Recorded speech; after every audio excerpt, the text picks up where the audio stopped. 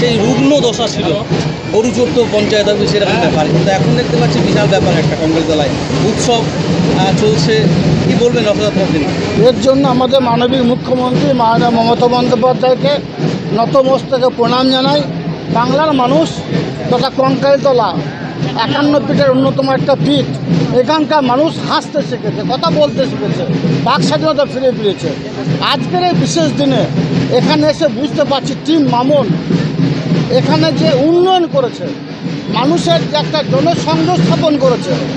আজকে রথযাত্রা উপলক্ষে শুধু রথযাত্রাই বলবো না, বিভিন্ন ধরনের রাজ্যের বিভিন্ন প্রান্ত থেকে শিল্পীদের নিয়ে এসে এই এরিয়া, শুধু কঙ্কালতলা একটা গ্রামাঞ্চল, কিন্তু শহরতলি থেকে হাজারে হাজারে কাতারে কাতারে মানুষ এখানে এসে সমবেত হয়েছে। একমাত্র কলকাতায় গেলে আপনার সন্ধ্যা আরতি দেখতে পাবেন, কিন্তু এই কঙ্কালী গ্রাম পঞ্চায়েতে এলে এই 51 ফিটের 1 ফিট কঙ্কালী মায়ের মন্দিরে প্রাঙ্গণে এলে দেখতে পাবেন সন্ধ্যা আরতি হচ্ছে প্রতিদিনকার মতো, এবং একাধিক নৃত্যশিল্পীদের নিয়ে এই রথযাত্রা উৎসবটাকে একটা আনন্দমুখ একটা উৎসবের আকার নিয়েছে। হাজারে হাজারে কাতারে কাতারে মানুষ এখানে উপস্থিত হয়েছে।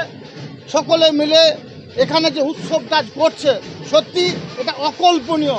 ভাবতে আবার লাগছে যে আমি কঙ্কালতলাতে আছি না উড়িষ্যাতে আছি। সত্যি খুব ভালো লাগছে, আপনাদেরও নিশ্চয়ই ভালো লাগবে। এবং আগামী দিনে এই কঙ্কালতলায় আরও উন্নয়ন হোক, এটাই আমি চাইবো।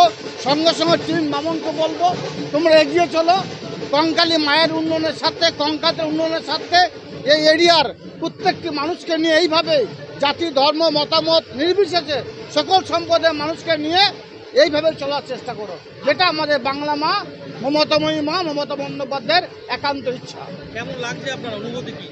আমার অনুভূতি খুবই ভালো লাগছে। আমি আগেই বলেছি, এখানে এসে মনে হচ্ছে ঘন্টার পর ঘন্টা এদের সঙ্গে মিশে যায়, এবং বিভিন্ন নৃত্যশিল্পীদের নিয়েছে যে সাংস্কৃতিক অনুষ্ঠান, একদিকে অন্যদিকে পুজো পাঠ, অন্যদিকে সন্ধ্যা আরতি, কী বলবো, বলার কোনো ভাষা আমি খুঁজে পাচ্ছি না।